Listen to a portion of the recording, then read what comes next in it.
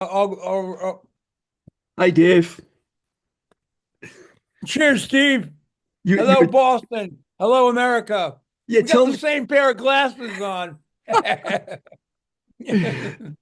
So you said you were talking about Al Baril and Al Quint and Nancy. What was that you said? That was good. Yeah, so I love Al Quinn. He's a great guy, and I follow his radio playlist, and we're on the same feed with each other on Facebook. So it's funny the 50 people they funnel you to Al Burrell and Nancy Burrell and Al Quint are three of those 50 to 100 people that for whatever reason, the algorithm shuttles you there.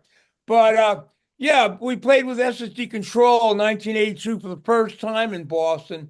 It was a great show. It was at the Art Gallery. I'm Yeah. 90% sure Al Quinn put on the show.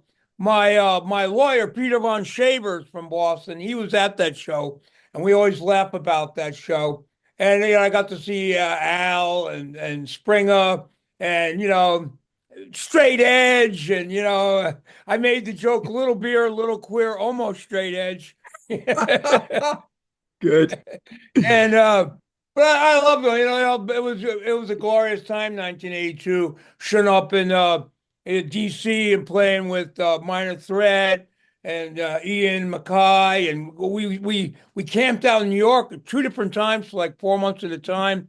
We were hanging out with Jerry A, who was Bad Brain sound man, and we stayed at Robbie Crib Crash's pad from Cause for Alarm, and just got to hang out in the New York scene and take it all. We played with Agnostic Front. We played with a lot of those early bands, uh, Heart Attack, and we played with the. We didn't play with the. We played with the Beastie Boys, but we also played with the Imperial Knights of Schism when they did a Wow. show on Holly Selassie and the Bad Brains. And the Bad Brains came to mess with us, and they ended up throwing the eggs they brought at the Beastie Boys. Uh, Dave Insurgent from Reagan Youth was singing with them. It was two or three of the Beastie Boys and Dave Insurgent, who I miss. I miss a lot. The Reagan Youth. Paul just passed as well, and we're all getting to that age. But Dave Yeah. went far too early. But yeah, I love Boston. We ended up playing the Boston Common back there with the Rock Against Reagan. That was 1983, and that was an incredible experience being on the Common. And going back there, I actually did 2 semesters of college in Boston. Yeah, I want to talk to you about that. Actually, can we go back a little further than that for a Sure, second? let's go back. I wanted to ask you what it was like growing up in Long Island and if you listened to a lot of music, because I knew that was Oh pretty yeah, hardcore. and I've talked about it before, but yes, uh, we grew up in the '60s. I don't know how old you are. You look like a young man still, but I'm catching up to you. all right, I'm 69. And back then, in the early '60s, mid '60s, late '60s, it was all AM radio. And there was this great stream of music coming at you. Everything from the Jackson Five to the Byrds to Cream. They played Cream on AM radio. I remember when they played Truckin' on AM radio by the Grateful Dead. But all that rhythm and blues, Temptations, Supremes, Stevie Wonder. I saw little Stevie Wonder when I was 13 years old Wow. at Madison Square Garden with Three Dog Night. And Sly and the Family Stone, all in one Oh, bill. what a show. Uh, and I was 13. Just music was incredible. I had a wonderful influence with my mom. She got me "She Loves You" and "I Want to Hold Your Hand," 7-inch Beatles single when I was 7 years old. She got me "Rubber Soul" for Christmas in in real time in '65 or whenever that was. And so right away, I knew I was either going to play for the Mets or sing in a rock band. And, I didn't have a pitching arm and only so good at baseball, though baseball was a big thing there. Miracle Mets in '69. And my grandpa taught me how to read and do math with baseball statistics. Wow. But I was just a kid in the '60s watching the moon shot go up, people landing on the moon, everything. you know, John F. Kennedy being assassinated, one of the first things I remember. Robert F. Kennedy, Yeah. Martin Luther King, the riots, all that stuff.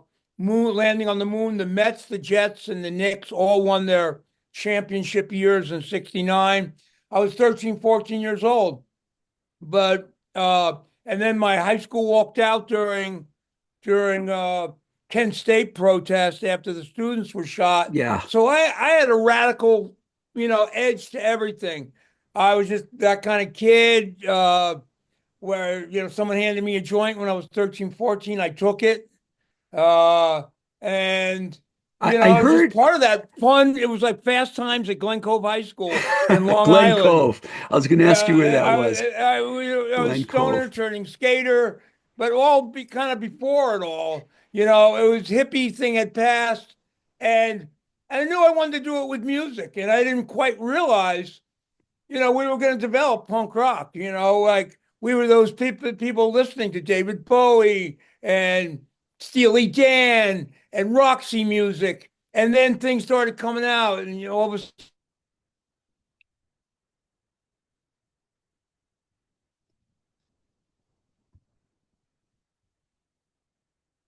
I almost got thrown in front of a subway train, and I just realized, all Hold right, on. did you hear that? Yeah, I lost you for a second, but I All got I right, I heard a female bot voice talking to me, but as long as we're good, we're good. And I moved to Austin, Texas. There was a little punk rock scene there. It was the Huns, and I eventually met the Dicks and the Big Boys. Everyone was very friendly, can I and go but back for a second, Dave? I read somewhere that you were a fan of Woody Guthrie and the early singer-songwriters. Is that accurate? Were you into that? yeah, no, who couldn't love Woody Guthrie? This land is your land, this land is your land. Because I was a strummer. I was 12, 13, Right. 14, looking at what chords can I play with G, C, and D. And, Bob Dylan, Woody Guthrie were, the kind of songs you could just say, this land is your land, this land, and so I picked up, but I was all part of it. I mean, my brothers turned me on to Simon and Garfunkel, Right. Bridge Over Troubled Water, and Homeward Bound, and then of course that led into all the things, the Yardbirds and the Hassles, and you know. My drummer went to go see Jimi Hendrix with the Monkees in New York City, like 71 or something like that. And I've been watching like Hard Day's Night. I watched the Beatles film Help in Right. real time, following their whole career. Every album was like it was like the newspaper magazine, but musical. And it was just great, the White Album and Abbey Road. And I was just so caught up in music as being an expression of how we're going to go through this. And of course, the Vietnam War protests and just feeling like that. Nixon's a crook. Let's do something about it. And I turned 17, 18, ended up going down to Austin, Texas. Can you talk And about Boston first? Because I know you went to yeah, BU. I went to school in Boston before I Yeah. went to Austin. I went to school in Boston. I guess it was 1974, and it was I had a good time. I went to Boston University for a semester. I went to Kenmore Junior College, which was right in Kenmore Square. Right. I don't know if you remember that, but it was a small school, and I thought I wanted to take some video things. I was doing creative writing, and it was a bad year in Boston. They had all the busing stuff. It was a rough year in Boston, and I got tired of all the Northeast nonsense. I some friends were down in Texas saying Willie hangs out and plays at this bar all the time. I'm like, I'm getting my guitar. I'm gonna go down and show him my best couple songs and see if I could hook up with any of those kind of songwriter kind of people. That never happened. But I did bump into a lot of cool punk rockers at the early scene there was at a place called Raoul's, a Oh yeah, Chicano yeah. bar that first had like a Monday night, you know, open mic night, and then it turned into a Monday night punk night. And then all of a sudden the guy realized I'm bringing more people in with punk rock than I am with Chicano music.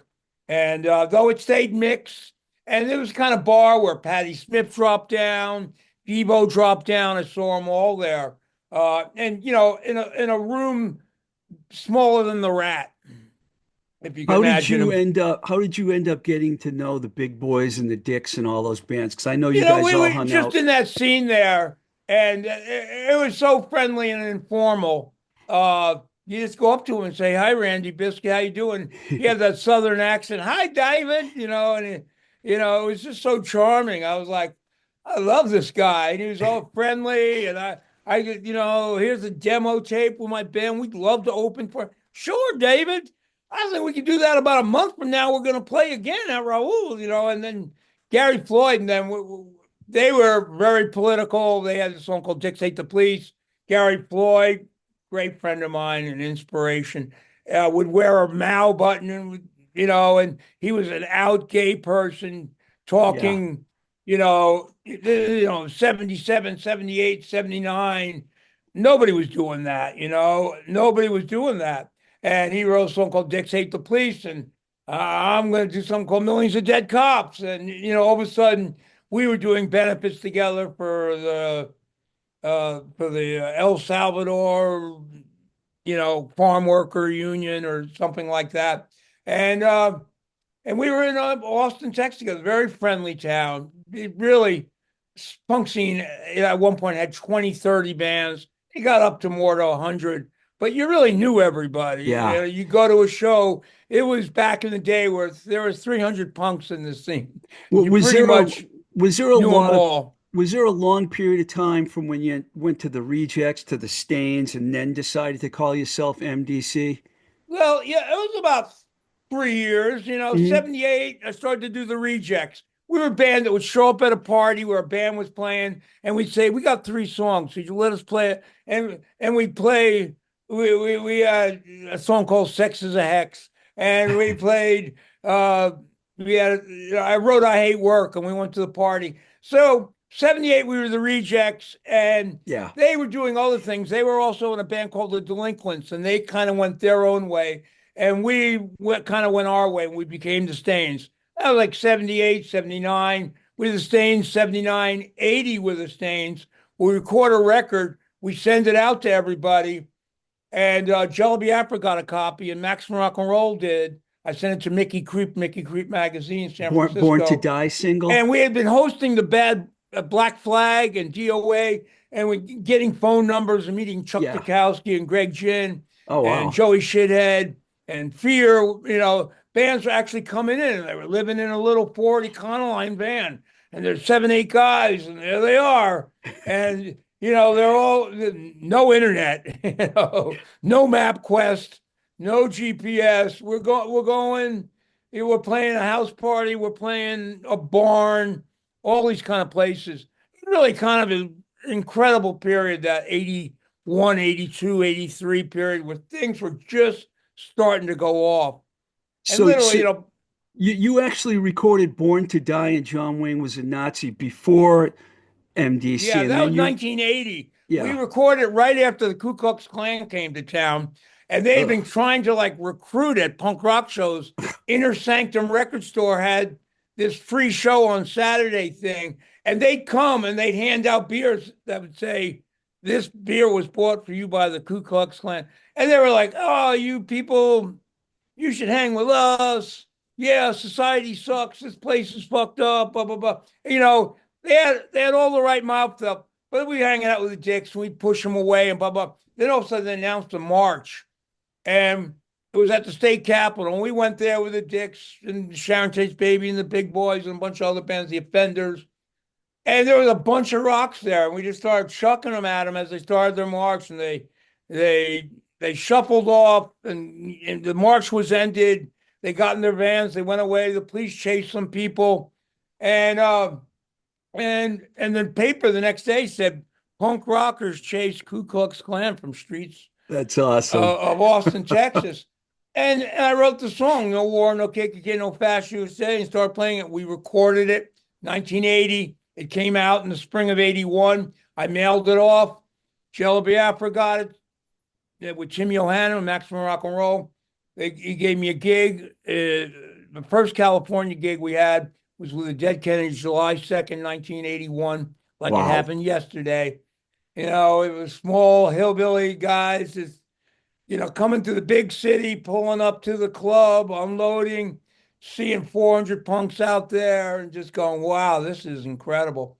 And then we went down and played with Black Flag at the Cuckoo's Nest, and we met the LA Stains, who Greg Ginn built the show Yeah. Battle of the Stains. And they were tough nuts, those guys. And they came backstage and go, you guys want to rumble for who are the Stains? I go, no, no, man, you're the Stains.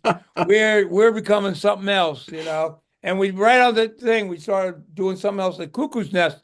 The cops were so fucked up. There were helicopters just beating people up, beating up 14-year-olds, 16-year-olds. I couldn't believe it. The ex-Marine guys just fucking whopping on, punks in 81, 82. See someone with a mohawk, just beat the hell out of them. And we just, said dead cops. And Buff Parrott of the Dick said, how about millions of dead cops? We could never go back to the Stains. We were going to be the fatal Stains. We were going to be, we were trying to not lose the momentum we have with the new name. But we didn't have much momentum in 81. I mean, the world didn't know about us. Happy to say Black Flag and the Dead Kennedys knew about us. And that was the start of it. We went back home and we did an album called MDC, Millions of Dead Cops, first out of 80. We recorded it in the end of 81, came out in February of 82. Geza X mastered it. Dead Kennedys later remixed it. And we went on tour with the Dead Kennedys in Europe in 82, played 18 shows with them. It was really an eye-opening experience. Really went from being a band that would play at a party for 40 people and, maybe at the club for 60 people, 80 people, to like opening for the Dead Kennedys in front of 4,000 people. Yeah. In Germany and Berlin and everything. And we met all the squatters. It really opened up so many doors for us and kind of never went back. Our guitar player left us. We took a break for like 2 years and got back in 86. And everything changed so much. Yeah, If you're part of that, 81, 82 was all hardcore. By 86, almost hardcore was over. Black yeah. Flag had broke up. Minor Threat had broke up. It's like the hardcore movie talks about. You're the easiest person I ever interviewed. I don't have to ask any questions at all. You give me the whole story. But let I me, relate to you. I relate to our audience. This is what are we going to be like? Yes and no answers. yeah, You're let me bothering to ask you do this this. podcast. People are bothering to listen to it. Why not give our best selves? Yeah, what made you move to San Francisco? Can you talk about that? Yeah, we just saw the writing on the wall. Texas kind of place you could play 3 gigs maybe a month. Dallas, Austin, Houston. There was a great club there called the Islands in Houston. But you play for 150, 200 people, and then you don't play for 3 months. California, we went to California. Yeah, we could see right away there's 60 gigs in California. You can play Eureka, you can play Oxnard, you can play every little burg, Santa Cruz, Modesto, Sacramento. You could live there and play a different weekend, and never stop playing. You could live in California. It's got 40 million people. It's a big ass state. And there was a revolution in hardcore happening. And you go to Yeah. these gigs, we played LA 83. We played the Cuckoo's Nest, but then we played the Olympic Ballroom. Those were incredible shows. Yeah, I remember the Henry talks place. about it in his thing, Henry Rollins, and Social Distortion. We played with Social Distortion, played with Discharge, played with Suicidals, played with the Subhumans, played with the Dicks. Gary Tovar was doing those shows with Golden Yeah. Voice, and there was 5,000 people at the shows. Uh, it was just fun. When the It was first, being a young guy in a band that all of a sudden had a certain amount of notoriety. You could show up anywhere and play for 100, 200 people, make some T-shirts, make we were young enough. We were all living in one band room. We lived in this place called the Vats in San Francisco. It was an ex-beer brewery, Ham's Brewery, and a bunch of punks rented rooms there. We had practice. We slept in this 40 by 10 by 10 rubber Oh, vat that you just have to open the crank, open this portal, kind of crawl in. And we lived in there with like no oxygen coming in because it's a rubber room. wow. And we lived in that thing for a year and a half. We were dedicated to it. Another thing was we were on the road all the time. And Yeah. it led to going back to Europe, and we stayed in Europe for 4 months, crashed the plane. We went to Italy, went to Spain, went up to Copenhagen and Scandinavia, and just in Germany and Holland. The squat scene was very strong, and we were a perfect fit for We playing all, those squats. we know now that the first record's regarded as one of the greatest, records ever to come out of the hardcore punk scene. When it first came out, do you remember the reaction you got from it? Yeah, it was, everyone liked it, and we were like Cinderella, and it felt very good and very high.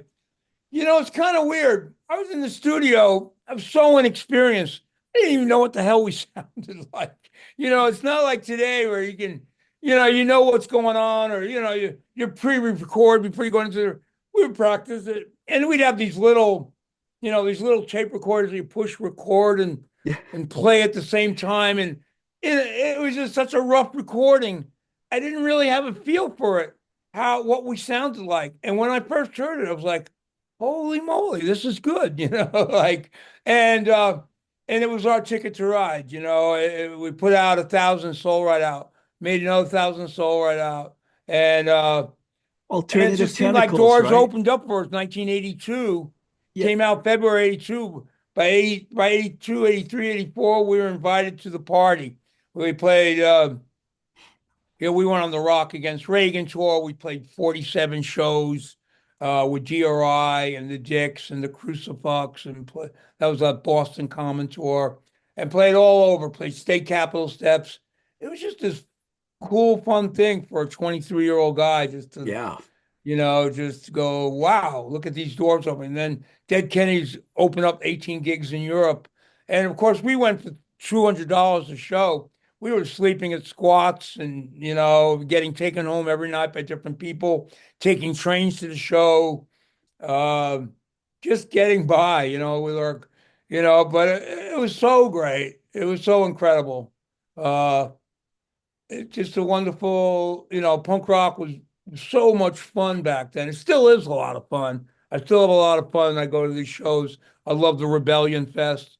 Uh, Last year, I like to play Boston more. We played with Napalm Death at the Paradise about 2 years ago. That was very Wow. cool too. Kind of Yeah. a professional show, put on by Live Nation, but boy, the PA works, and that's quite a room, the Paradise. And Napalm Death and Brujeria shared their crowd with us. And they Did were $35 shows. Really, really incredible time. did you ever imagine that the band would have the lasting impact that it's had? I really didn't. I'm really bad at that. Just even predicting where I'm going to be a year or two from now. And I still notice it, and I look back at it all and go, wow, it has been a 46, 47-year run. Uh, and I could never have predicted it. I just kept thinking, I don't know what I thought.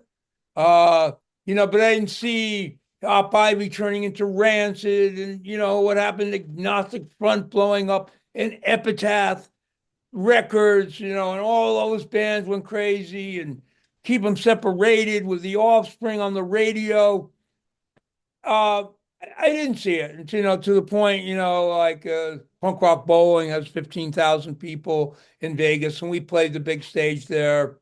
We played the outdoor stage, the little stage in the big area, and it was just fun to play for 5, 7,000 people, Yeah. Yeah. and a big open air thing. And I sent you something to along. We're playing Rebellion this year. Uh, oh, I didn't send that to you, but we're going back, and it's the 50th year of punk rock. It's the one that's in Blackpool. Really, they do it upright. It's got a ton of bands and new interesting bands, and circle jerks and hardcore things, but things that I think they got Randy Newman, the guys with in cars, they got Gary Newman. Steve Ignorant doing the crash thing. They got Subhumans, Exploited, all usual customers. A lot of bands, a lot of great bands. You guys have been like a very political band right from the start, and you've seen it all. How do you balance the political messages with the with your music, and what are you seeing that's happening now? Because you Yeah, were, it goes. We were a very political band from the very start, and I was a political guy. Like I was starting to tell you, like one of the big things that happened in my high school is my whole high school walked out there in Kent State. Hey, they're shooting students. I was just in that right groove of, I was class of 73 in high school, and it was just after the hippies, but, still lingering with, the whole Nixon and his corruption. And so I was a political guy. It was tough at times because in Austin, the Dicks and the big boys were, gay lead singers, empathetic to my message. And then I got out into the real world.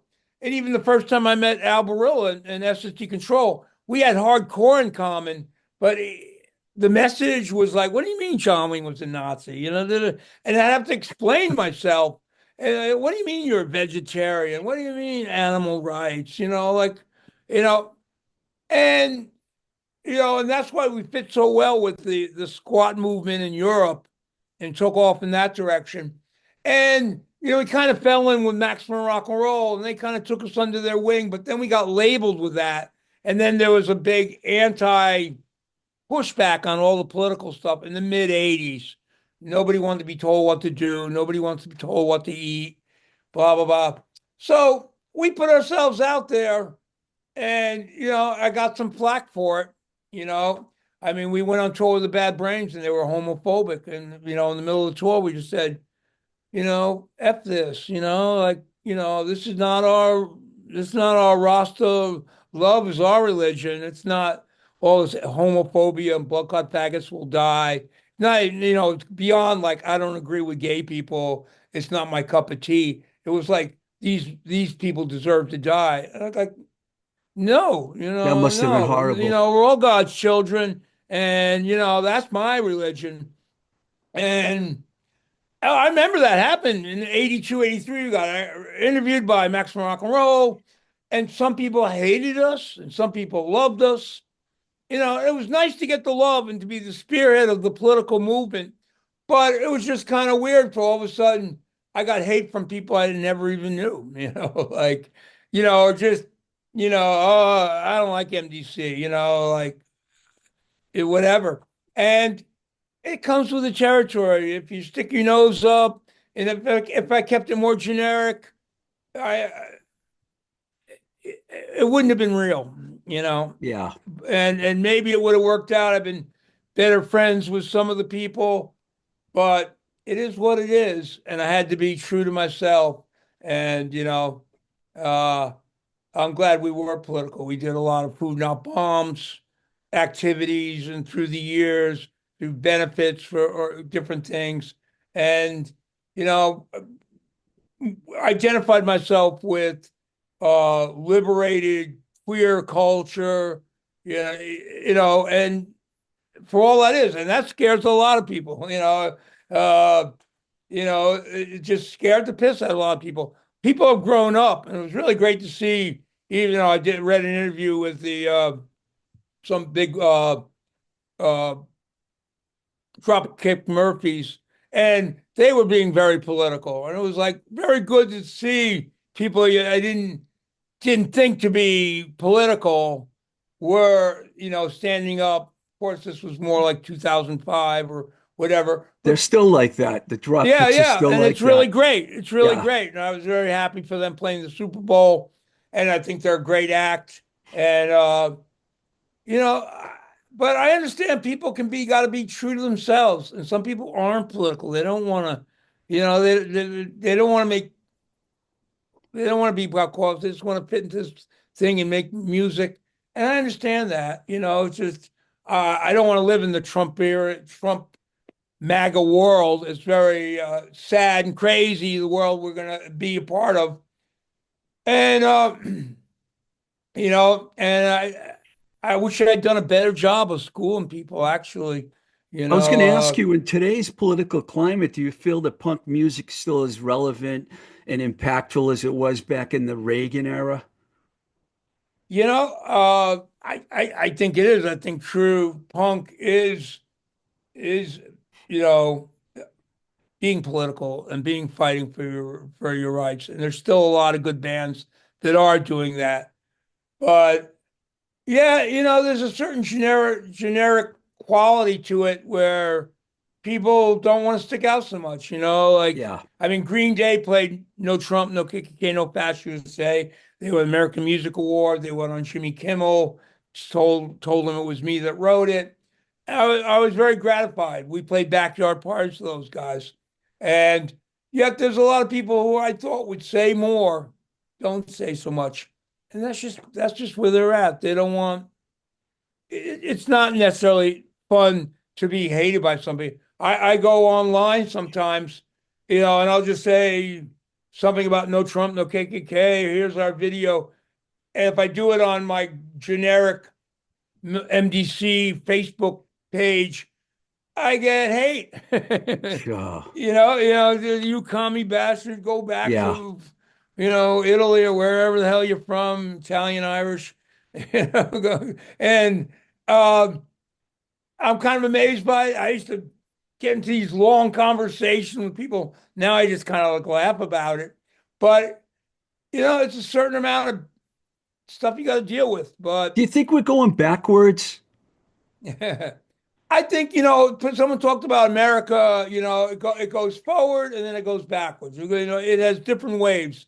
The 40s, we're all in this together. Then the 50s became, more straight up and the McCarthy era.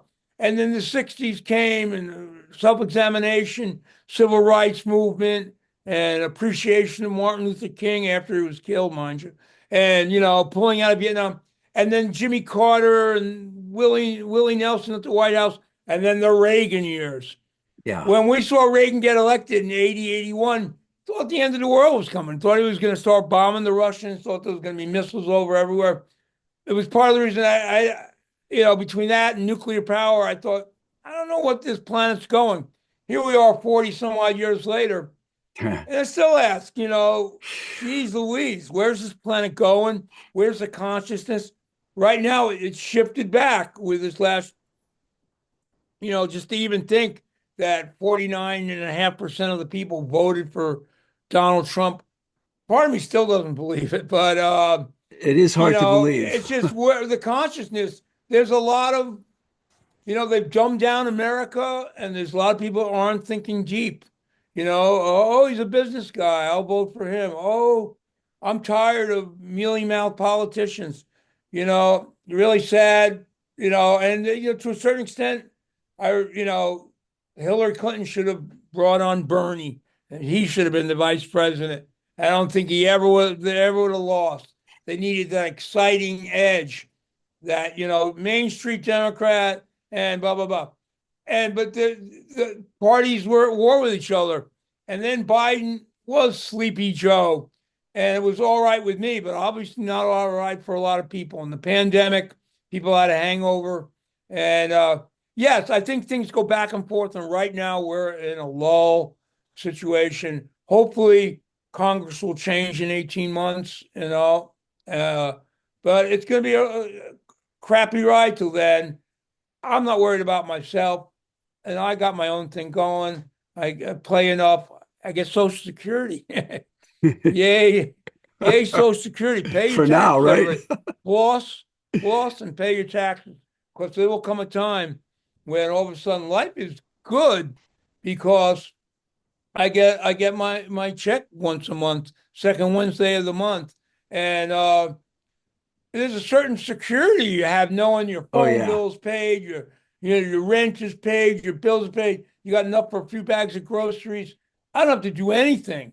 And I used to go on these tours, come home and sweat, go back to being a janitor the minute I got home, work at the phone bank, or and back then making 250, 350 an hour. I think minimum wage in the 70s, blah, blah, blah. My first job, I made $1.85 an hour, $1.65 an hour, minimum wage, like in 71, 72. Uh, you know, I have trans friends who write me and feel very desperate and sad. I have friends with disability, afraid they're going to lose their Medicaid. It is a very scary time for people. I'm I'm lucky I'm not fighting cancer or doing some Yeah. heavy duty trip going on with my health, knock on wood. And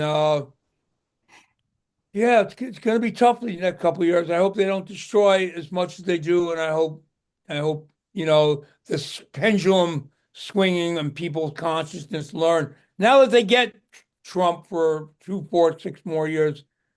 After the last time he was there for 4 years, he lost by 7 million votes. Yeah. Uh, a lot of people stayed home in this last election. If you look at the numbers, like uh, it was more like 65, 66 million to 63.5 million or 64 million. And Biden won with 70 million, like a bunch of people.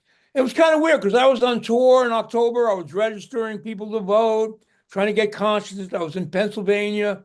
I was in Virginia. And the punks on the street were like, I don't give a shit. Yeah. And I'm like, are you getting food stamps? Nah, I don't even give a fuck about food stamps, blah, blah, blah. And just a lot of people, I couldn't get any excitement. And then I was on the streets of DC just talking to this guy. I was waiting. My band went to go to the Smithsonian. We played that beer brewery in DC, really good. Olympic beer brewery. Is it Olympic? Anyway, in DC we played, and we're meeting at this place that was right across from the Smithsonian. And I was just hanging out with these street guys, 25-year-old guys selling dimes a pot. Even though it's legal in DC, they were still out in the street Yeah. selling dimes a pot. And they're like, we like Trump and fuck Kamala, blah blah. And I was like, man, you're African American selling drugs on the street, and you're for Trump, like fuck, they're just uh Confused. there is a kind of thing where a lot of people felt talked down to by the Democrats, and a lot of if you watch podcasts where Democrats are trying to be self-reflective, what went on, and all these people relating to Joe Rogan and that Ugh. kind of podcast stuff. Um, I don't know. I I try to communicate with everybody, but even me, I got tired of trying to explain myself and talk to everyone. I mean, I It, did it for a while, but then I couldn't do it. I just like, I don't always want to live my life in aggravated communication style where it almost becomes argumentative, what you believe in and blah blah blah. And it's certainly like, all right, you got to believe what you're going to believe in. This is how I feel. I don't trust the guy. I think he's full of billionaires, and he doesn't like minorities. He doesn't like punk rock. He's a carny, and he's just, tax cuts for the billionaires. And, and they see something else. They see something like, and it's funny. I watched uh Celebrity Apprentice back in. I was a teacher, and I moved back with my parents. I have a son, and uh, I got my teacher's degree, and I was teaching at Center for Developmental Disabilities, and uh, and I forgot what I was going to say, but Celebrity Apprentice. You said you were watching it.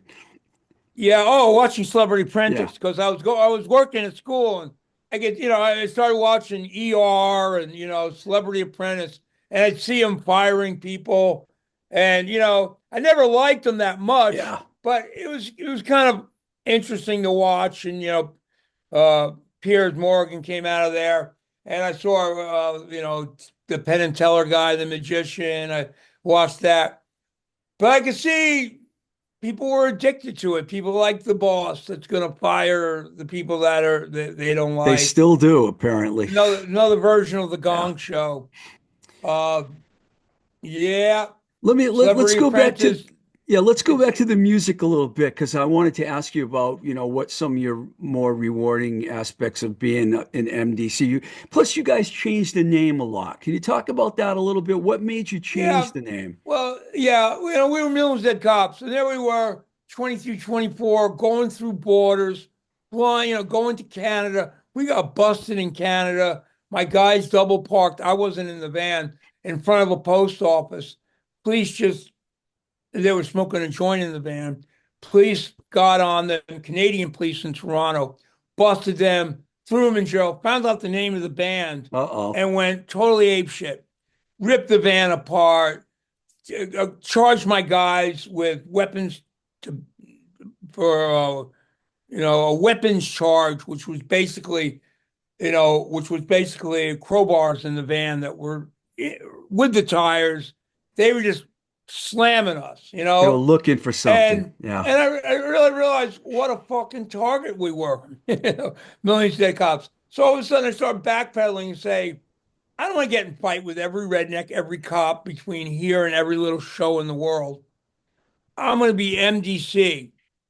And same time, I've been writing Crass, and we played in London with the Dead Kennedys. And two of the guys from Crass came, Steve Ignorant and Phil Free, the bass player of Crass.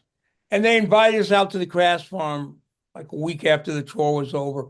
And we went, and Penny and those guys were all very pacifist oriented at that time. I done, he said, be careful with your name, Millie. He said, cops. It just, you don't know your fans going to pick up on it. We understand that, you're talking about general police brutality and there's a certain amount of sarcasm and a certain amount of just free speech. Uh, but you're playing with fire. And I really respected Penny Rimbaud and the Crass people. And I was like, all right, we want to talk about things, the cops are just the dogs of the state. Let's talk about the multi-death corporation, Mm, which, and so we used MDC as an acronym. And yeah. it went from multi-death corporation to millions of dead children, single with the chicken squawk. And we wrote this whole thing up trying to explain ourselves. And if you look at our multi-death corporation single and chicken squawk single, we wrote like a whole college thesis on why we come to multi-death corporation, what's going on in Central America, what's going on with, Yeah.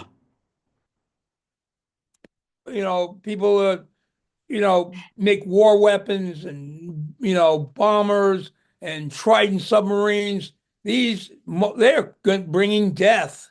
It's all about death. Mutually assured destruction was about mutual death pact that we were in with Russia, which was part of my whole childhood, being a boomer and born in 55. I was duck and cover at in my classroom. And I just I decided I wanted to explain myself. So I wrote a thing on the chicken squawk single, a big thing of talk about starvation, the wisdom, ethically, how we don't want to kill animals anymore. And then it's better for the planet. Everybody eats vegetables. There'd be a lot more food to go around. We do a lot more, use less water, less damage. Why can't we get into this, philosophy? Small is beautiful. Start locally, become vegetarians. And I thought it would be a bigger thing. Here we are, it's still like 3 to 7% of the population are vegetarian, or 10 or 12 more natural food oriented, still a fraction of the people. They dumbed everyone down pretty good with video games. Oh yeah. I remember when I was, I was looking at my partner's daughter, uh, is what she's reading in school in seventh grade. In seventh grade, I read Les Miserables by Victor Hugo. By eighth and ninth grade, we were reading Henry Miller. We were reading Dostoevsky. We were reading thick stuff, Kierkegaard and Solzhenitsyn and Henry Miller and Anais Nin.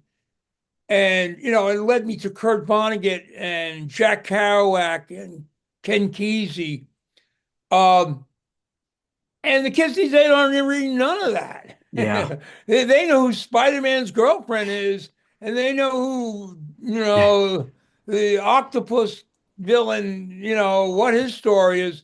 They don't know where Japan is or where England is on a map, like they don't know where the Pacific and Atlantic Ocean are. They've dumbed down people. It's like they have a Sad. show like Jay Leno used to go on the street and Howard Stern, just ask people, how many cards in a deck of cards? People don't know how many senators you have. They don't know. They know basic stuff. And people are easily tricked and easily, I read a quote from Aldous Huxley talking about, in general, majority of people don't want to think too hard. They don't want to make hard choices. They like to be safe. They like to be kind of stupid, and people work hard. They get ground down. So I have empathy for them. I'm lucky I've been in punk rock most of my life. I was a teacher. Uh, but people that work 50, 60 hours a week, and I did at one point work 50, 60 hours a week. You're not thinking about politics. You're not thinking about going to a protest. I was parking cars in New York City 2000, 2001, 2002, 9/11 happened. I wasn't thinking of going to protests and everything. You're in the grind. You're Yeah. working 10 hours a day, 5.5 days a week. I'd be damned if I'm going to stand out there in the winter and protest. It's just your whole thing is just changed. So between grinding everyone down and dumbing everyone down, I think that's part of the reason we're in the situation we are. So you're living up in Portland now, right? Actually, I have a house in Portland. I'm talking to you in the Eastern Standard Zone. I am in Marlborough, New Hampshire. I am Oh, what? right down the road from you, sharing the same snowstorms with you. I've been here with 2 years with my girlfriend here. Uh, we bought a little house here. We've been working on fixing it up. We have an apartment in the house, created a mother-daughter situation. Da, da, da, da. So I'm here in New England. They all went out skiing yesterday, and I'm not ready to break any bones anymore. So I'm Wow. just sipping the hot chocolate. I'm surprised by that. I thought you were on the West Coast. Yeah, I go there and stay there sometimes, but I'm happy to say I'm a 69-year-old person in love with someone. We've been together 8 years, and yeah, it's kind of nice. I grew up in Glen Cove, Long Island, like I was saying before. Yeah, So the woods are all the same, and it's nice to be in New England, actually. I that's really awesome. kind of, So you got a European tour coming up. yes, I do. We start out April 18th. We start Amsterdam. We play Paris. We play Ghent, Belgium, a few Limoges, France, and then we zip it up. I like to do May 1st in Scandinavia. It's about the third or fourth time I've done that. Everyone's just getting out of their long winter, and you come through, and no other bands are out there, and you play Stockholm and Helsinki, and we're playing some squat in Oslo, the Blitz squat, and we're playing Estonia, Latvia, and Lithuania. We're playing Krakow. We're playing Czech Republic, Prague, and really look forward to it. We got 27 gigs in 29 days, just going Fantastic. for it. It's kind of very squat, informal. I have a professional booker there. I go, no, I'm gonna go. I'm gonna go because you play the professional play. You're playing $15, $20 shows. It's a different crowd, usually older. And we're doing more of the youth. We're playing the Ungdomshuset, which is the youth house in Copenhagen, and we're doing a lot more of those kind of squattish. We're playing the Blitz in Oslo. We're playing Helsinki and Tampere, uh, political youth houses, and we're going with a political band called Baraka. And it's going to be a little more quieter, but it's going to be great. It's going to be like 100 to 200 enthusiastic people in every place, and it's kind of a nice way to do a tour. And I've done the ones where we're playing more professional thing where you go with Napalm Death or you go with GBH, and I love those tours too. The sound systems are always better. The food is always correct. Uh, they professionals take care of you. But it's good to be down home and play a $10 show and just be there the first gig of spring and just it's going to be my 25th tour to Europe. Wow. And so a lot of old friends and I love Scandinavia and I'm glad we got 4 or 5 new countries with Estonia, Latvia, uh, Lithuania, and we're playing Poland, which we're playing Krakow for the second time. And I'm ready. I'm ready. It's in a month and a half. Uh, I'm going. I'm going to Chiang Mai here in a couple weeks. Gonna hang in Chiang Mai. Get my bliss on, hang out with some elephants, and That's God awesome. bless Social Security. We catch a winter flight for $500, and next thing you know, you're spending the night in a $15 a night hotel room, and just going out to hang out with elephants and eat pad thai. Life is good, man. Yeah. Hey, man, thank you so much for taking the time to Thank talk to you, me. Steve, man. Appreciate it. Nothing but love, nothing but love for the people out there. Health wishes to Al Burrell. He's always been a good friend. Nancy is his gal friend or wife, I'm not even sure. Wife. But Springer was always a great guy. We played with the Queers a lot and all those good times, playing the Rat and playing the Middle East and lots of cool places that I'm sure that are gone now. Many of But them yeah, are. Boston has really turned out to be a great city. Just love going there. I'm flying out to Chiang Mai, as I said here in a week or so, and I love Logan. It's an expensive place to get a hotel room for the night, Oh, yeah. but Logan's a cool place. I ate one of the Mark Wahlberg burgers, the vegetarian burgers. They're pretty cool, and I really love being in New England. Actually, very nice people. Well, good luck on the tour, man. Thank you. All right, All you right. take care, Steve. Okay. Thanks a lot.